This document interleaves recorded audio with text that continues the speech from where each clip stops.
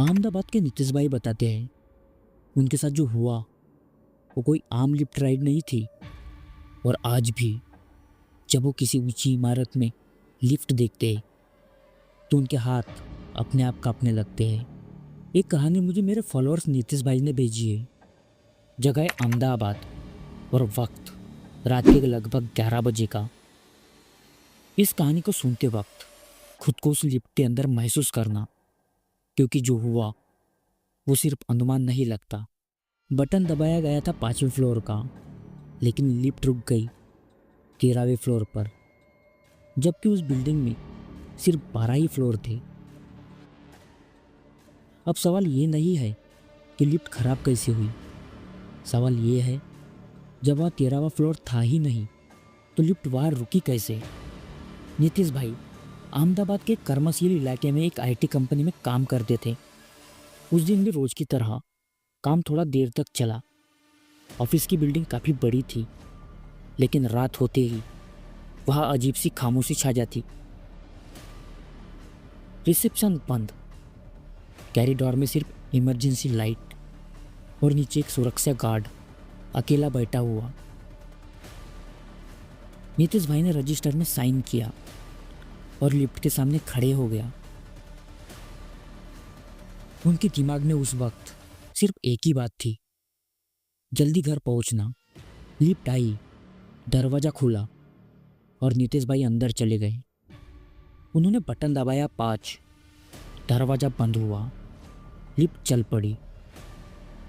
अचानक लिफ्ट की लाइट हल्की सी झपकने लगी।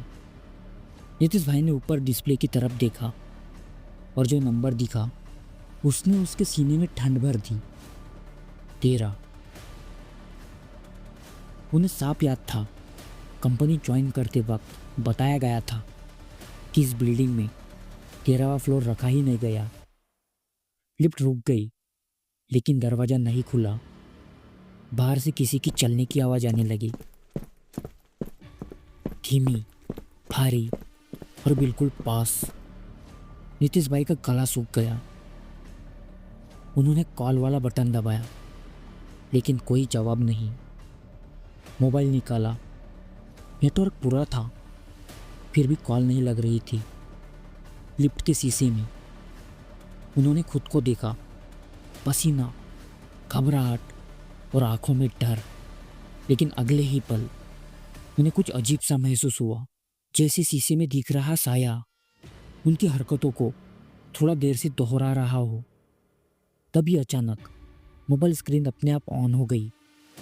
एक अनजान मैसेज आया, पीछे मत देखना। मैसेज पढ़ते ही नीतीश भाई की सांसें रुक गई। उन्होंने धीरे से कहा, ये कोई मजाक है क्या? लेकिन लिफ्ट के अंदर उनके अलावा कोई और नहीं था, या शायद था। उन्हें अपने पीछे किसी की सांसों की आवाज़ महसूस हुई, बिल्कुल कान के पास। लिफ्ट का तापमान अचानक बहुत गिर गया, जैसे किसी ने एसी फुल कर दिया हो। नीतीश भाई ने आंखें बंद कर ली, लेकिन शीशे में जो उन्होंने देखा वो आंखें बंद करने से भी नहीं गया। उनके पीछे एक धुंधला सा साया, जिसका चेहरा साफ नहीं था, लेकिन आंखें पूरी तरह काली। अचानक लिफ्ट तेजी से नीचे गिरने लगी। नीतीश भाई चीखना चाहते थे, लेकिन आवाज़ बाहर ही नहीं आ रही थी।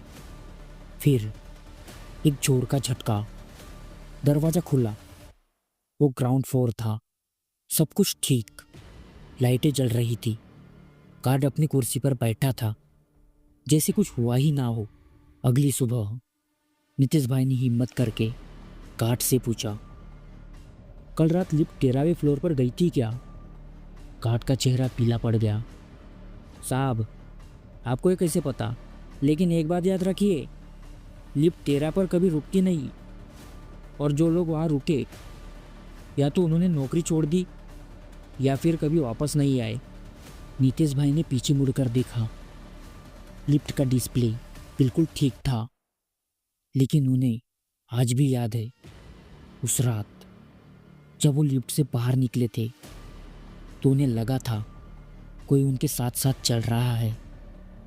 अहमदाबाद में वो बिल्डिंग आज भी खड़ी है, लिफ्ट भी चलती है, लेकिन 13वां फ्लोर आज भी आधारित रूप से मौजूद नहीं है। तो सवाल वही है, अगर 13वां फ्लोर था ही नहीं तो लिफ्ट उस रात वहाँ रुकी कैसे? तो ये थी नीतीश भाई की कहानी। अगर आपके शहर में भी ऐसी कोई डरावनी या सच्ची घटना हुई हो तो कमेंट में लिखिए, शायद अगली कहानी आपकी हो।